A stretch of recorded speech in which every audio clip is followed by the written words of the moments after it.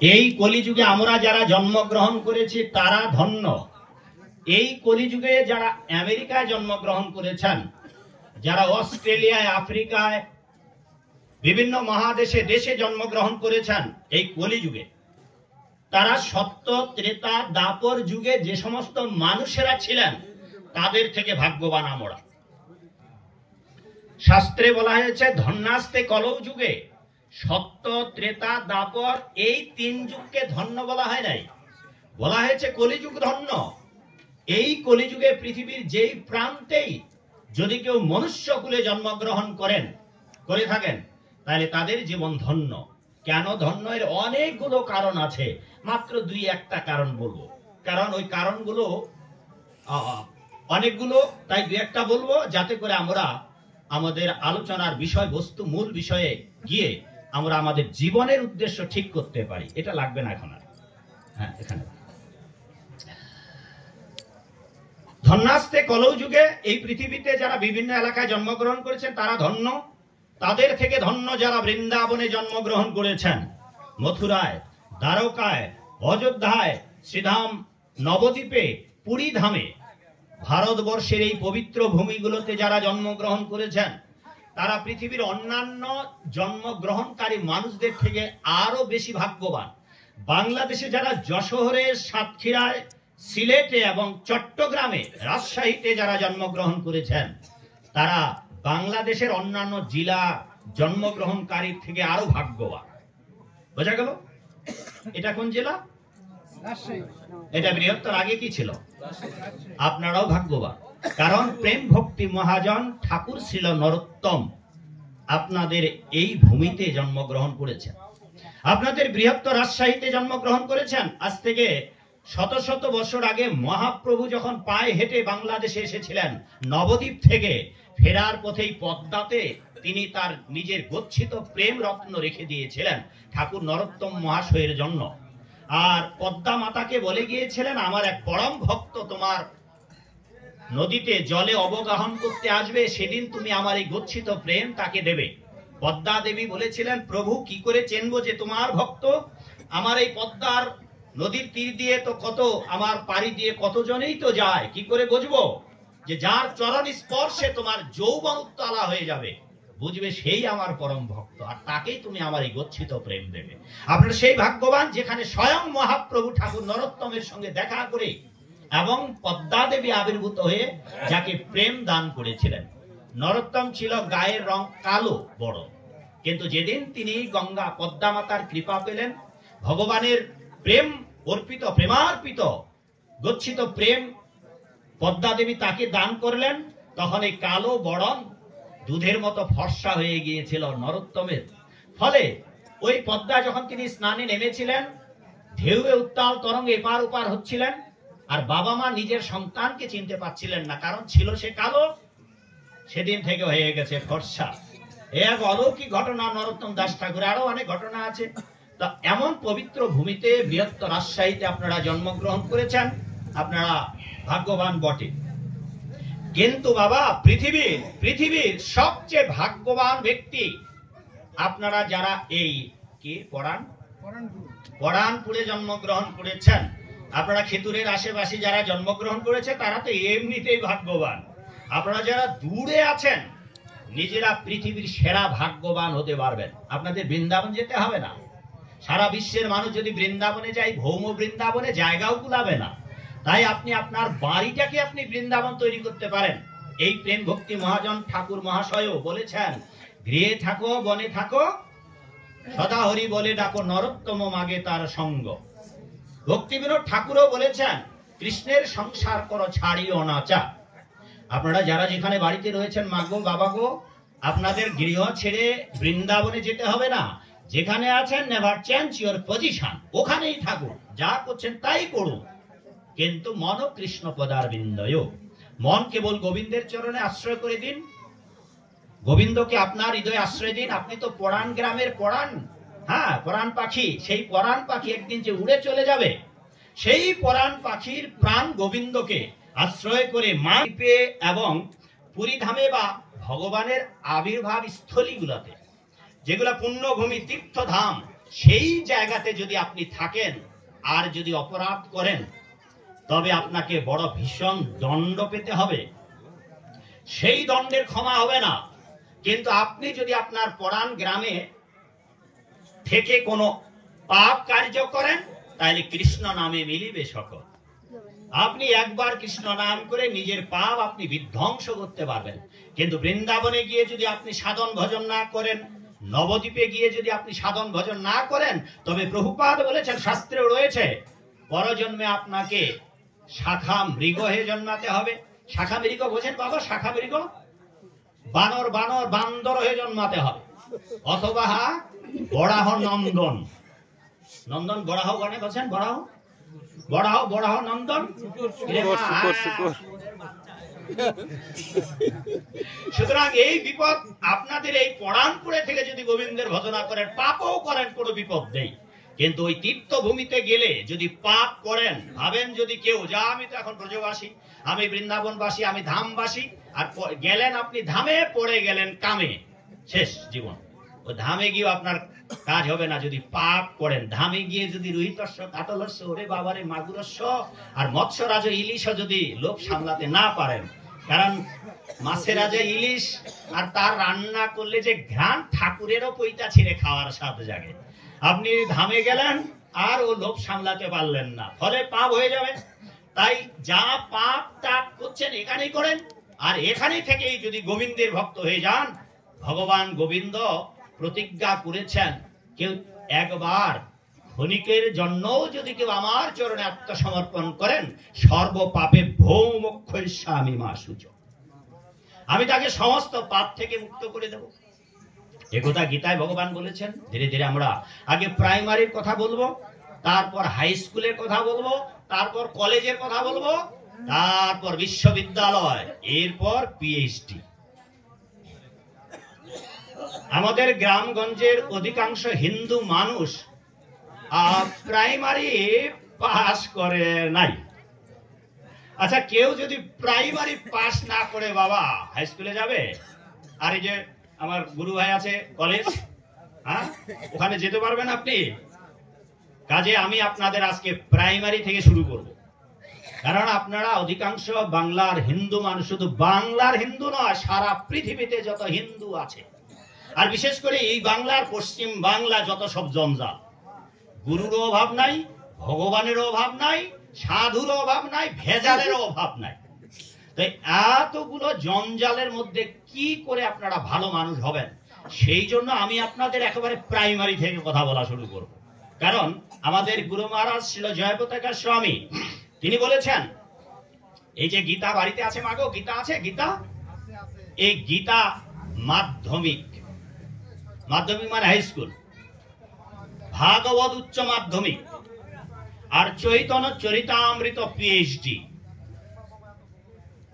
এইবার কলিযুগের যুগ ধর্ম যিনি প্রচার করলেন চৈতন্য মহাপ্রভু, সেই আদর্শ হচ্ছে সমস্ত বিদ্যা শিক্ষার স্নাতকোত্তর উচ্চতর স্তর, যেটাকে পিএইচডি বলা হয়। এইবার বাবা দেখুন তো, যারা প্রাইমারি পাস করে নাই, ওরা বিশ্ববিদ্যালয়ে লেখাপড়া বা পিএইচডি দর্শন কি করে বুঝবে? এই বাংলার অধিকাংশ মানুষ সবাই হয়তো চৈতন্য মহাপ্রভুর নাম জানেন, কিন্তু চৈতন্য মহাপ্রভুর প্রেম ধর্ম অনেক আনারি গাধা মার্কা কিছু সন্ত, সাধু সন্ত আছে, তথাকথিত কিছু প্রতারক আছে, যারা চৈতন্য মহাপ্রভুর আদর্শকে নিচে নামিয়েছেন। অথচ চৈতন্য মহাপ্রভু যে দর্শন, যে ধর্ম প্রচার করেছেন, সেই দর্শনের নাম নিশ্চয় আপনারা 100 জনের মধ্যে 99 জন জানেন না। চৈতন্য মহাপ্রভু এই যুগ ধর্ম কলিযুগের হতভাগ্য মানুষদের উদ্ধার করবার জন্য তিনি যে দর্শন প্রচার করেছেন, অনেক মানুষ আছেন আপনারা আমার সামনে যারা তার দর্শনের নামটা পর্যন্ত জানেন না। তো সুতরাং চৈতন্য মহাপ্রভুর আদর্শ কি করে বুঝবেন? জাগতিক বিদ্যা রাজ্যে 6টা দর্শন পড়ানো হয়, 6 দর্শন। তার মধ্যে আমাদের এই ধর্ম রাজ্যে যে 6টা দর্শন, পাতঞ্জল, সাংখ্য, কণাদের বৈশেষিক, আর কি কি দর্শন আছে, এরকম 6টা দর্শন আছে। বেদান্ত, উত্তর মীমাংসা দর্শন,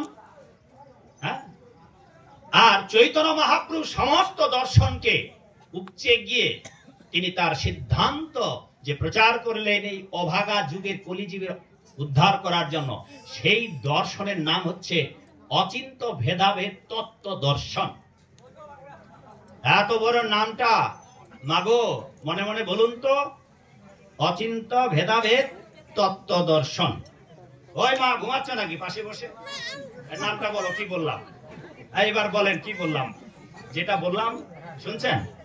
বলুন এখন। এই নামটা মুখস্থ করতে হবে আপনাদের। ধর্মকর্ম পালন করেন আর না করেন, মহাপ্রভুর দর্শনের নামটা মনে রাখেন। অচিন্ত, মুখস্থ করুন, অচিন্ত ভেদাভেদ তত্ত্ব দর্শন।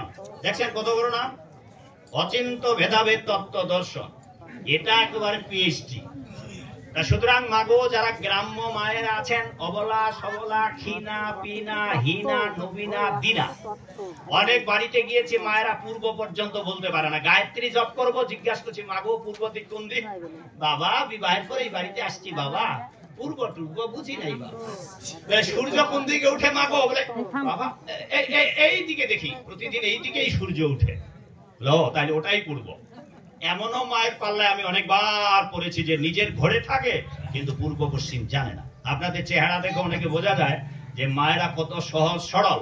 এই সহজ সরল মায়েরা যাতে করে প্রাইমারি পাস করতে পারেন, হাই স্কুল পাস করতে পারেন, কলেজও পাস করতে পারেন, বিশ্ববিদ্যালয়ে যেতে পারেন, আজকে আমরা সেই রকম আলোচনা করব। তার আগে ভগবত গীতার 7ম অধ্যায়ের 3টি শ্লোক সংক্ষেপে বলি। ভগবত গীতার 7ম অধ্যায়ের 15 নম্বর শ্লোক আর 19 নম্বর শ্লোক।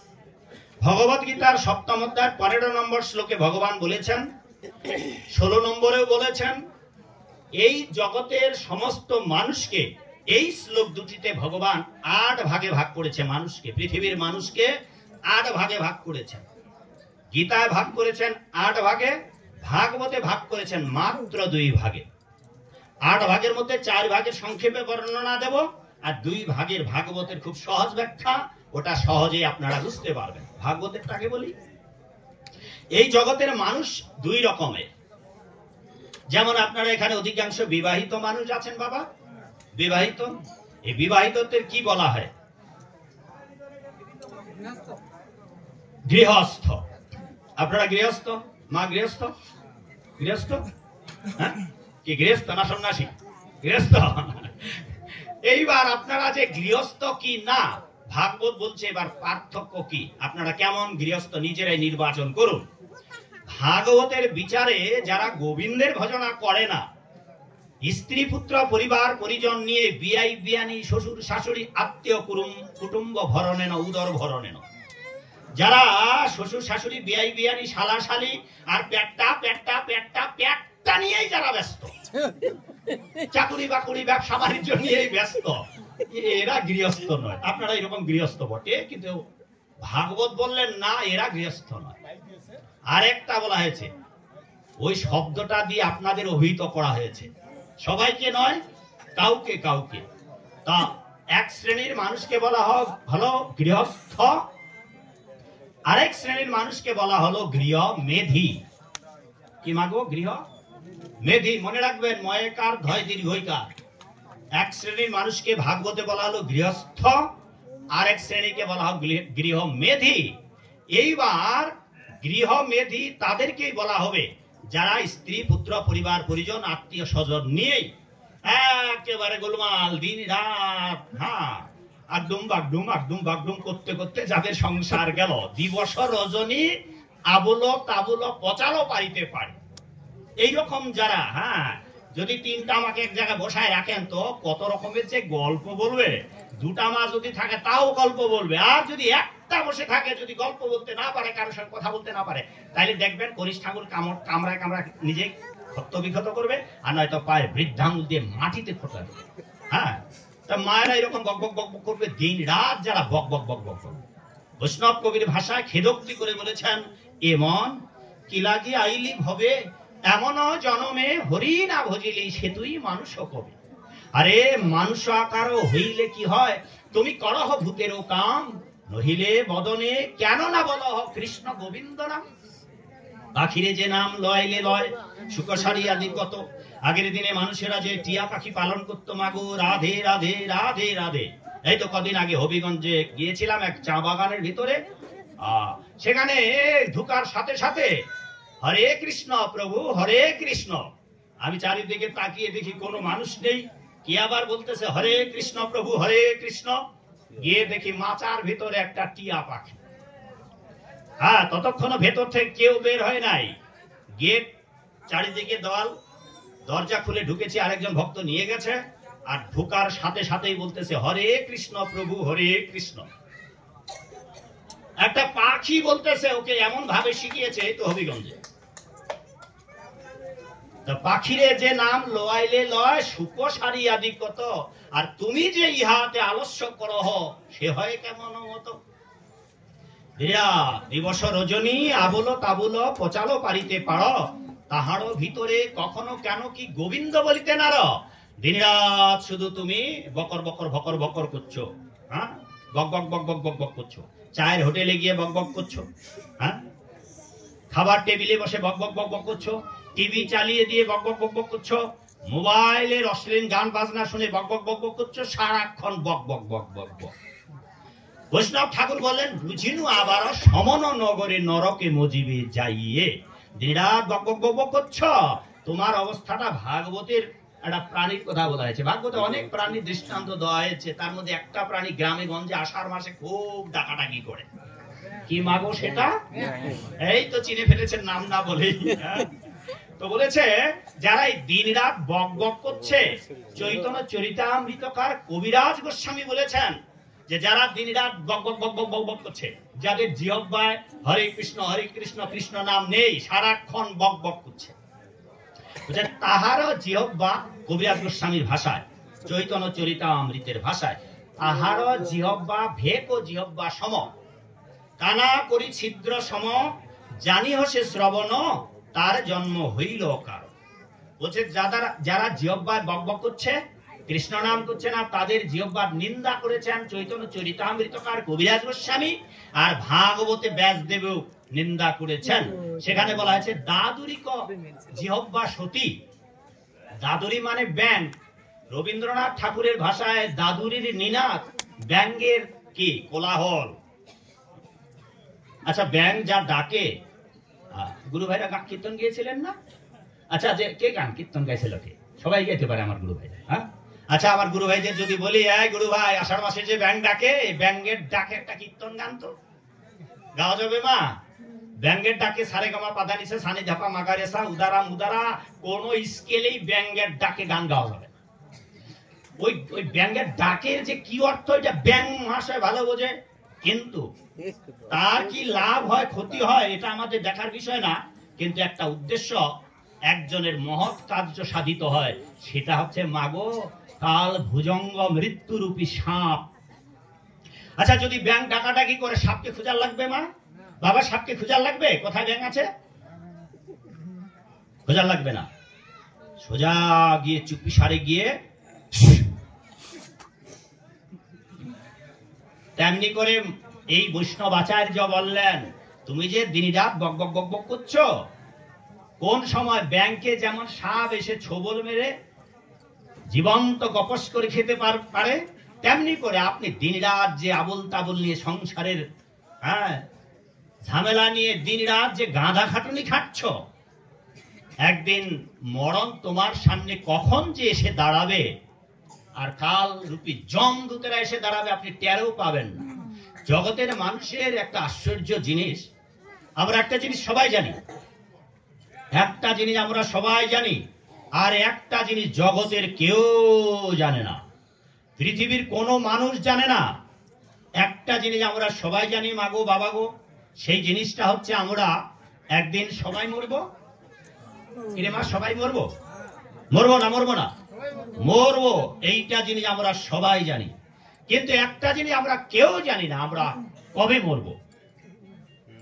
আমরা কবে মরবো আমরা কেউ জানি না। আমরা মরবো আমরা সবাই জানি, কিন্তু কবে মরবো আমরা কেউ জানি না। নিজের কাঁধে করে বাবাকে শ্মশানে নিয়ে গেলেন, মাকে নিয়ে গেলেন, নিজের চোখের সামনে স্বামীকে বিদায় দিলেন, ছেলেকে বিদায় দিলেন, বউকে বিদায় দিলেন, আর নিজে ভাবছেন আমি যতক্ষণ বেঁচে আছি জীবনটাকে ভোগ করব। এইভাবে ভোগের নাগরদোলায় দুলতে দুলতে যারা ভগবানকে ভুলে গেছেন, যারা নিশ্চিত মৃত্যুকে ভুলে গেছেন, যারা জানেন না আপনি কবে মারা যাবেন, তাদেরকে বলা হয় গৃহমেধী। যারা সংসারে থেকে হরি ভজন কৃষ্ণ ভজন করছে না, ভাগবত বললেন এরা গৃহমেধী। আর সংসারে থেকে স্ত্রী পুত্র পরিবার পরিজন নিয়ে, আর দিলীপ প্রভু কোথায় যেতে হবে? কয়জন আসছিলেন? 5 জন, 7 জন, 7 জন। আমার গুরু ভাই যারা এসেছেন তাদের বিদায় দিতে হবে। ওখানে দিলীপ প্রভু এসেছেন, আরেকজনকে সুজন প্রভু। সেই পর্যন্ত আপনাদের আমি প্রস্তুতি করবার চেষ্টা করব। আমরা প্রাইমারি থেকে নিয়ে যাব। এখন আপনারা এই মুহূর্তে যেতে পারেন, ঠিক আছে? হ্যাঁ, নতুন সবইগুলা নতুন, 5টাই নতুন। শুধু জীবন্তরী যদি আগে নিয়ে থাকেন ফার্স্ট পার্টটা, সেটা আগের, আর বাকিগুলা নতুন এবারে বের হয়েছে। তো যে কথা বলতেছিলাম বাবা, গৃহস্থ আর গৃহমেধী বোঝা গেল তো মাগো? হ্যাঁ বাবা, এবার নিজেরাই বলতে পারবেন না যে কারা গৃহস্থ? এবার নিজেরা নির্বাচন করুন যে আপনারা গৃহস্থ কি না। যদি কৃষ্ণ ভজন করেন তবে গৃহস্থ, আর যদি কৃষ্ণ ভজন না করেন তাইলে কি মা? গৃহ। এ বাবা কি বললাম? গৃহ মেধী। নিজেরা এখন গৃহস্থ হওয়ার চেষ্টা করুন। খালি বিয়ে করলেই গৃহস্থ নয়, হ্যাঁ, বিয়ে করেও আপনারা সংসার মায়ার বন্ধনে আবদ্ধ। ওই মায়ার বন্ধন থেকে মুক্ত হওয়ার জন্য আপনাদের গোবিন্দ ভজন করা লাগবে। হয় মা দুটা উঠতেছেন কেন মাগো? মামুনি এবার 3টা হয়ে গেল। মা চলে যেতে হবে? কিরে মা চলে যাচ্ছেন? হ্যাঁ, জাননি? তা ঘুরে আসুন। এখনই বুড়ি হয়ে গেলেন, মাজা ব্যথা হয়ে গেল। যা যা যা, লজ্জা দেব না। তা যে কথা বলতেছিলাম বাবা, এবার গৃহস্থ এবং গৃহমেধী এটা ভাগবতের বর্ণনা। আর গীতার বর্ণনা নমাং দুষ্কৃতিন মূঢ় প্রপদ্যন্তে নরাধমা। বাবা রাস্তা করে দিন, তাদের যেতে দিন। নমাং দুষ্কৃতিন মূঢ় প্রপদ্যন্তে নরাধমা মায়াপরীত জ্ঞানা আসুরং ভাবমাশ্রিত। 4 শ্রেণীর মানুষ। নমাং দুষ্কৃতিন মূঢ় বলে জগতে কিছু মূর্খ লোক আছে যারা নিজেরা লেখাপড়া জানে না, শাস্ত্র গ্রন্থ মানে না, লেখাপড়া জেনেও শাস্ত্র মানে না। বাপ 14 গোষ্ঠী, হ্যাঁ, ঠাকুর দাদা যা বলেছে ওটাই ধর্ম। দুর্গা পূজা, কালী পূজা, লক্ষ্মী পূজা, সরস্বতী পূজা 12 মাসে 13 পার্বণ করব, আর হরিবোল হরিবোল করে গোলে হরিবোল দেব। এইরকম যারা মনে করেন বাঞ্ছা করে, তারা হচ্ছে বোকা। সমাজের এরকম কিছু লোক আছে যারা ধরুন যে শ্রাদ্ধ যেভাবে করেন, শাস্ত্রে যেভাবে আছে ওভাবে করেন না। আপনারা ভাবেন আমার বাপ 14 গোষ্ঠী এইভাবেই, ভূতের বাপের 14 গোষ্ঠীর পিণ্ড দিয়ে আইছি, এইভাবে আমরা দেব। মাছ খাবো, হ্যাঁ, মাংস খাবো, আর বাম্মায়ের শ্রাদ্ধ দেব। মাছ মাংস খাচ্ছে ব্রাহ্মণ ঠাকুর, তাকে দিয়ে আমরা পূজা করব। আপনারা এই রকম যারা মনে করেন 12 মাসে 13 পার্বণ, দুর্গা পূজা, কালী পূজা, মনসা পূজা, বিশ্বকর্মার পূজা, এটাই আমাদের সনাতন ধর্ম। এই রকম যারা মনে করেন এদেরকে ভগবত গীতা বলা হয়েছে মূঢ়। এর যদি প্রতিশব্দ ইংরেজিতে বলি তাহলে ননসেন্স, মানে যার মূঢ় না বুঝিবে তিনি গূঢ়, তাদেরকে বলা হয় মূর্খ। আরেক শ্রেণীর মানুষ আছে প্রপদ্যন্তে নরাধমা। মানুষ আকার হইলে কি হয়? করে ভূতের কাম। দেখতে মানুষের মতো, আমায় ক্ষমা করবেন যদি এখানে ব্রাহ্মণ থাকেন বাবা। ব্রাহ্মণ আমাদের 4 বর্ণের মধ্যে শ্রেষ্ঠ বর্ণ, পূজনীয়, শ্রদ্ধার্য। আজ অধিকাংশ ব্রাহ্মণেরা নিজেদের জন্মগত যে দম্ভ অহংকার, তাদের যে জাতের যে অভিমান, সেই পদ মর্যাদা তারা ভুলে যায়নি। কিন্তু ব্রাহ্মণের যে দায়িত্ব কর্তব্য, এইটা 100 ভাগ প্রায় ভুলে গেছে। কি করতে হবে ব্রাহ্মণদের সেই দায়িত্ব নেই। কিন্তু